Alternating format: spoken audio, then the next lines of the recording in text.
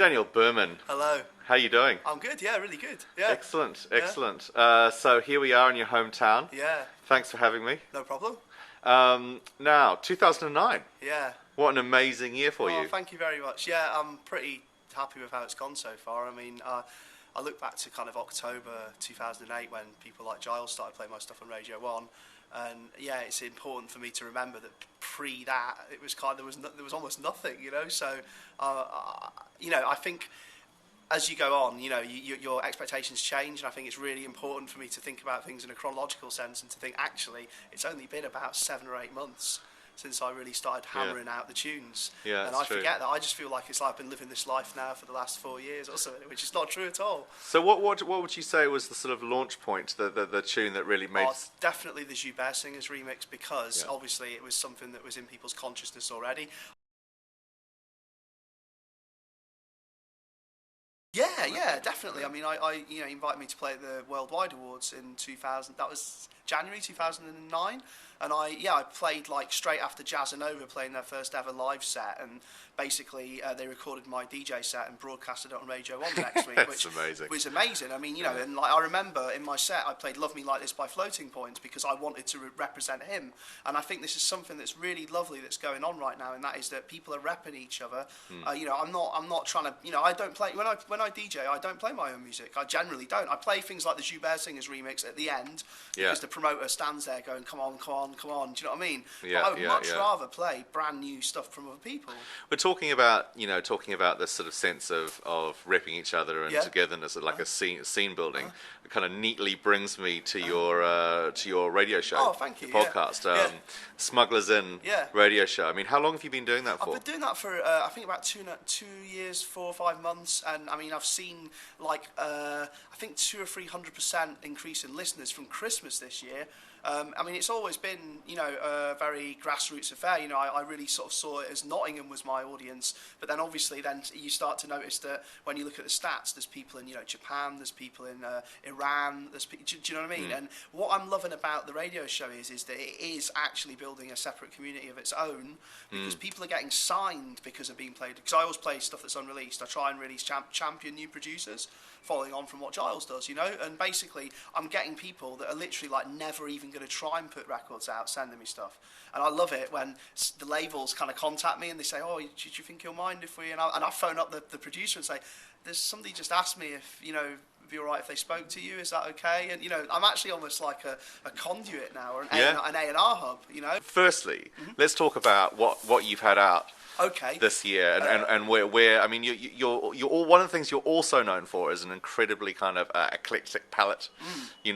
As you were saying before, you started out doing your bootleg EPs, which were stuff. But some seriously wonky stuff as well. That Gangstar bootleg.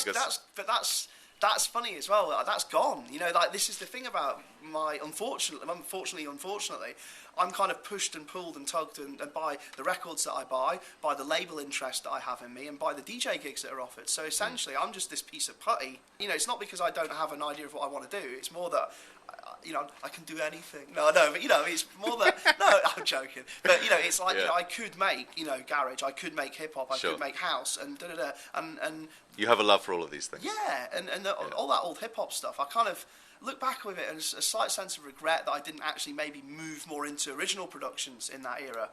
But then I didn't really have the wherewithal to explore the real hip hop scene or the real soul scene. I was just hiding, putting them out, looking at the Piccadilly record of the week and going, ooh, yeah, and not thinking about I could be producing an artist album for somebody. Do you know what I mean? Yeah. Well, we did talk about it at the time. Really? Yeah. What did I just say? Did I just say no? I just want to party. Yeah. I'm not editing that, by the way. I don't need the pressure. So this year, I mean, I was going to say you've been ubiquitous, but that's not true at all. I mean, you've had releases on Untracked Recordings. Yeah. It's www.untrackedrecordings.com. Check it out. And that's the last time though. Too commercial. with You Can't Pray for Your Soul and Christmas Day on the Flip, which was a great, I think, introduction. 12 inches of your sort of well, Detroit beatdown. Totally, I'd love to do. I am doing more of that kind of. I'm making a lot of that type of music, and I'm going to be releasing another EP on Untracked fairly soon, which is going to be 3 tracks and. In a similar vein, and I'm really happy that it's, there is labels out there that will allow me to explore that side of my kind of music, because, it's not the most commercial music, is it, And no. I'm so pleased that, when I look back one day, I will have at least a kind of link with what I really love. I've got the EP on Untracked, which should be in about, a month and a half or something like that, hopefully. Yep, and that is going to be, oh God, I can't remember the names of the title, the tracks. Sorry, they don't all even have names yet, actually. Not yet. Okay, anyway, so EP on Untracked. I've got the Auto Discotheque EP coming out, which is Place for Me, which is like Red Rackham. I've called that, and that's like Motown kind of cut up, kind of peak time. Oh yeah, haha, kind of a bit like Harold Melvin and the Blue Notes. That sort of vibe. It's like proper sort of like Motown, raw Detroit house. The other side's called Chinese Electro, which I actually played in the Worldwide Awards on Radio 1, and that is total like proto dance music. I was trying to do something that was like kind of like DAF or proper sort of wrong kind of German kind of homoerotic kind of etc. Yeah, exactly. And then I've got a thing coming out on Shift Music, which is going to be the new label from Control Alt Delete, and that's Exalt, and the other side is called Zoned, and Zoned has been a bit of an underground hit because I released it to some house DJs. It's full on. It's like a bit Carl Craigie, a bit Peppy Browning. It's basically just slamming peak time, wonky kind of house music. So I'm looking forward to that coming out. And then I've also hopefully got another Deep Freeze EP coming out, which, Haven't you just done a remix of Revenge as well? Yeah, I forgot about that. Yeah, I think that was about 3 or 4 weeks ago.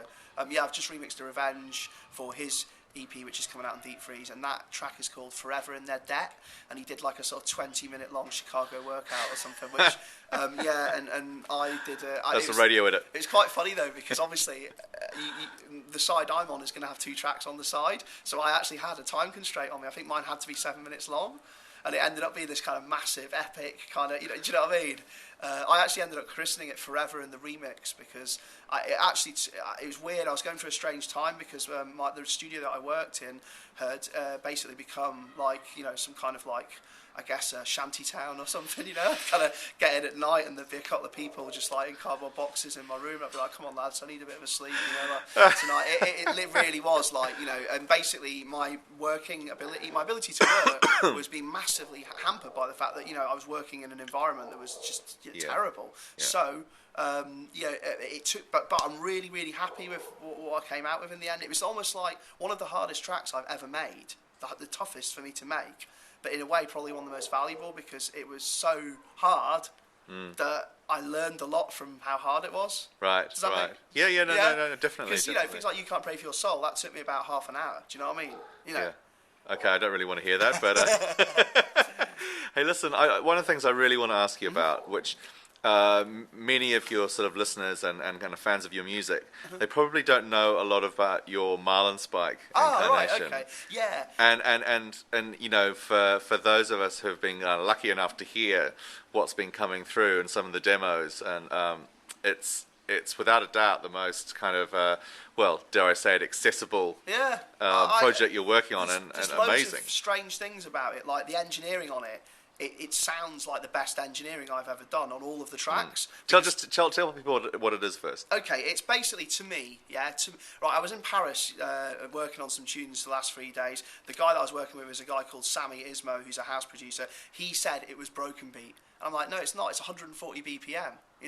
To me, it is 2-step garage beats with Maurizio Basic Channel Detroit synths, but it's not hard. It's very, very warm, and I did it all last year. I did it between about sort of March and July. I wrote about 11 tracks, like the beats, in a very short space of time. I was going through a lot of stuff at the time. Personally, I was lost. I was very lost at the time, and the vibe of it is very melancholy. Like, it's not, you might not hit, with the vocals on top, it's definitely going to, change that, but the music is very, it's thoughtful, it is sad, but it's also at the same time quite kind of uplifting because it was cathartic making it.